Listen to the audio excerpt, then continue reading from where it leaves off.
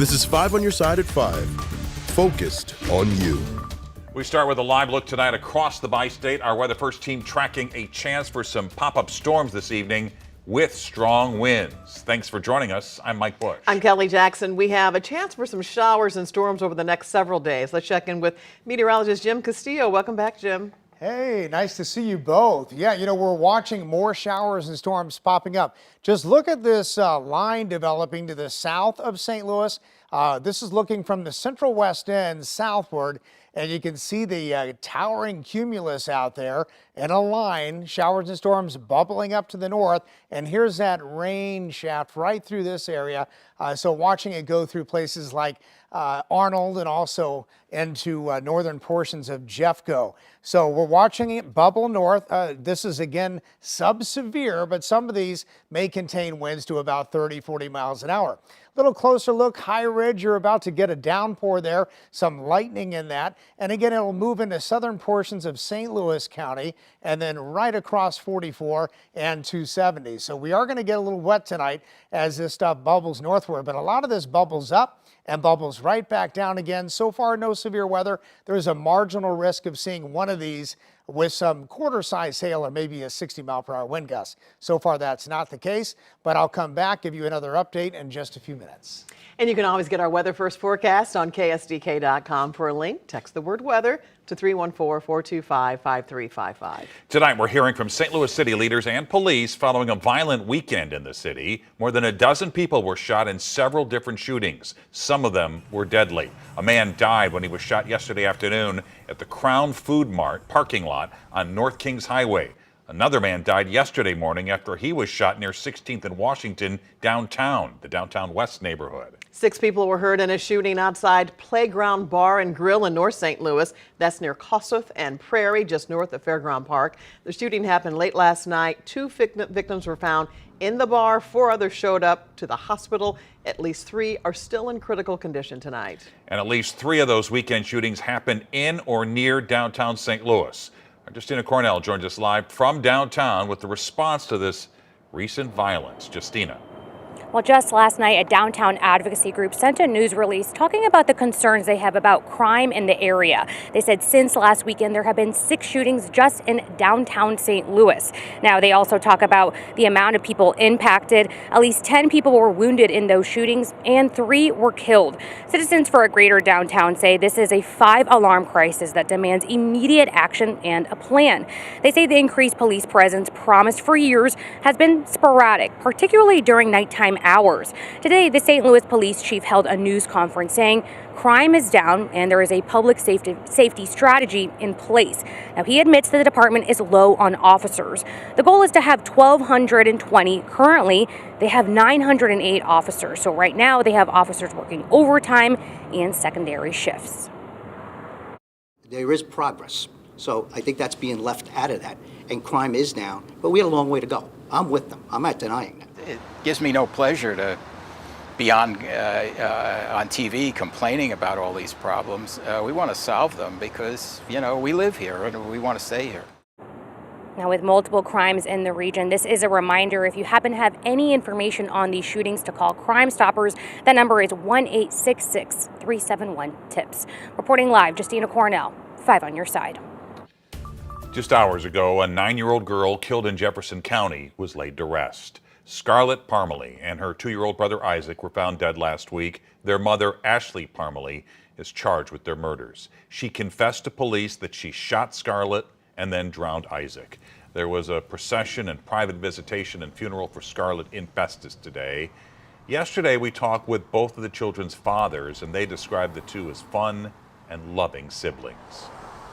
She was definitely big sister. Since she was little sister for so many years, she finally got a chance to be big sister. And that meant so much to her. Isaac will be laid to rest tomorrow in a private funeral service. President Biden's latest attempt to forgive billions of dollars in student loan debt went before a federal judge in St. Louis today. Missouri government lawyers claimed it would hurt the state's ability to hire and retain staff if people in the private sector also qualified for loan forgiveness. Our political editor Mark Maxwell was in the courtroom. Yeah, Missouri and 6 other Republican states argue if President Biden's student loan debt forgiveness plan is so popular, well, he should be able to get it through Congress. The Biden administration argued in court today Congress already gave the president powers like these under existing law. He's just flexing those laws to expand it to include a new group of workers.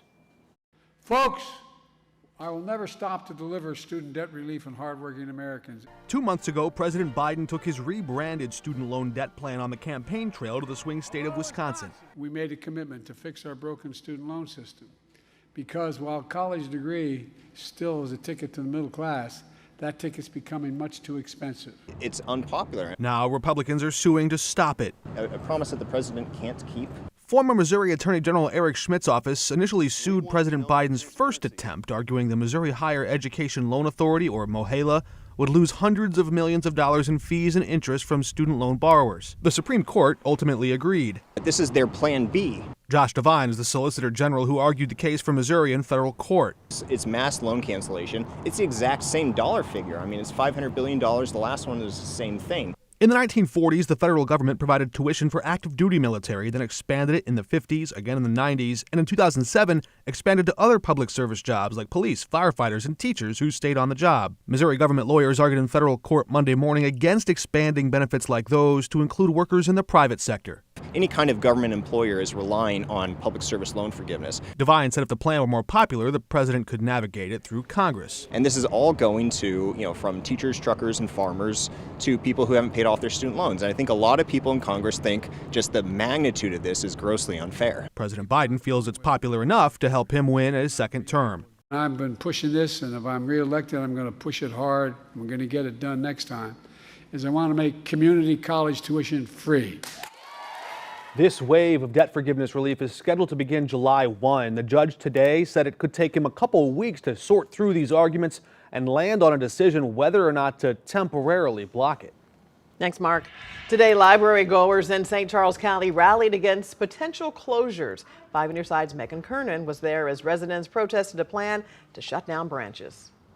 The St. Charles Library's Spencer Road branch in St. Peters reopened today after months of remodeling. But the newly renovated library was the backdrop today for a protest against closing other library branches. About 20 people gathered with Save the Branches signs to stand against the potential closures. Library officials have proposed closing the Deer Run, Kisker, and Maclay branches due to financial concerns. The plan has faced strong backlash from residents. After a heated meeting, the St. Charles County Library Board tabled making any decisions until June 18th, where they will welcome community feedback. One community member questioned the renovations being made to several library branches. I think that's part of the irony, I guess, is we're expanding and rebuilding and remodeling libraries and spending millions of dollars on that, yet we're also talking about laying off employees and refusing to give them raises. While the Spencer Road branch reopened today, the Middendorf-Cradell branch in O'Fallon is closing today for renovations. That branch will be closed until early 2025. Reporting in St. Peters, Megan Kernan, 5 on Your Side. For the first time ever, the child of a sitting U.S. president is on trial. How many years Hunter Biden could get in prison if he's convicted on federal gun charges. Dr. Fauci testifies before lawmakers what he has to say about the origin of the COVID-19 virus. Keeping the bugs at bay, which repellents top Consumer Reports ratings.